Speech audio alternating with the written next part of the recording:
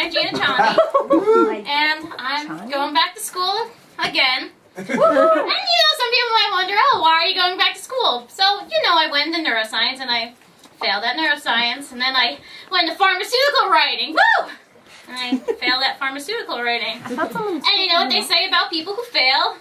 Those who can't teach. So I'm trying to be a teacher now. But really, those who fail at teaching do stand-up comedy. And when I fail at stand-up comedy, I'll just do whatever the hell Kevin calls his next fucking party. But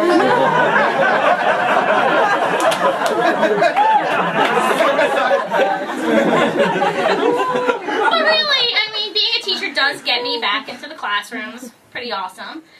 And now I finally realize why all of my teachers have always hated me. My voice is off the freaking charts. I mean, kids' voices are higher than mine.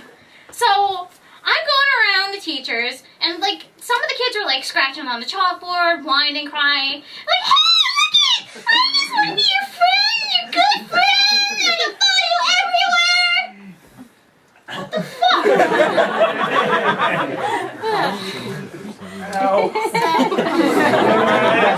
You feel for them, right?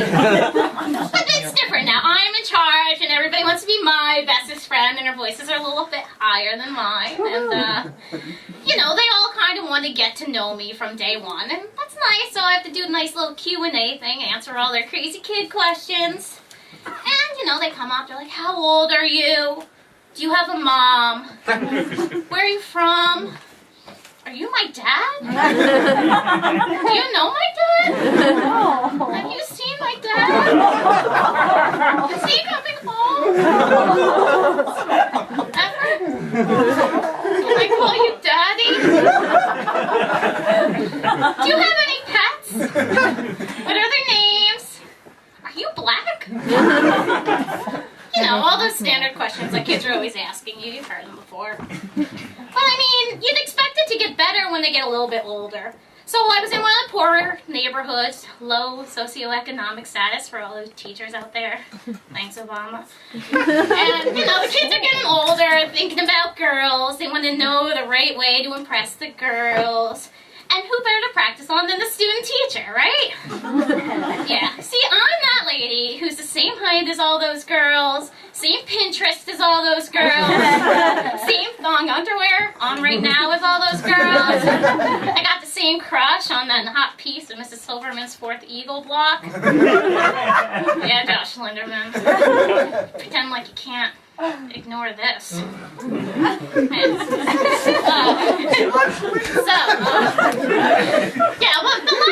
Last week, a boy came up to me and said, "Miss Chani, what would you say if you had the most beautiful hair?" I said, "Thanks for the compliment. Now go sit down and do your work." I mean, they're in the middle of doing homework or handouts or something, whatever high schoolers do. And so I smiled at him. He went back to his seat, did whatever he did. 5 minutes go by, maybe not even 5 minutes, but the bell's about to ring. So he comes back up to me, and he's an adolescent, things are changing, hormones are going on, and he comes up and he uses like this most dapper voice he can muster, and he goes, "Miss Johnny, your hair will still look beautiful when I come all over it." Yeah, Josh Linderman! So I say, "Sorry, Josh. Thanks for the compliment. Please go sit down and do the rest of your work." I mean, that's high school for you. But, you think things get even better. You go on to college. And, I was TAing at our Rutgers for a while.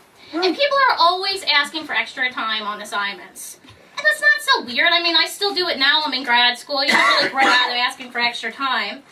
But the boys or young gentlemen or whatever the fuck I'm supposed to call them, they have different ways of getting extensions.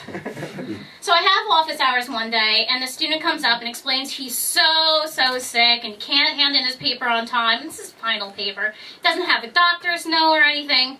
But, I'm understanding. I'm going to be fair. So I say, "Well, what's wrong?" "Well, Miss Chani, I have syphilis." Oh, surprise, surprise, it's Rutgers. So I just asked him to tell me, "All right, well, what's your treatment?" So he sits there and he's thinking, looking at the clock, thinking. This tiny little light bulb goes off in his head. Miss Johnny, I can't have sex until it's gone? I'm like, I'm sorry, buddy. I can't give an extension on that paper. On STD treatments. Requiring the use of penicillin. So he's all bent out of shape, and, I want to make him feel better, so I tell him, hey, but listen, I can help you with the not having sex. I've got this awesome pickup line. And I tell him, you just go up to that girl, and you tell her, your hair is going to look so awesome when I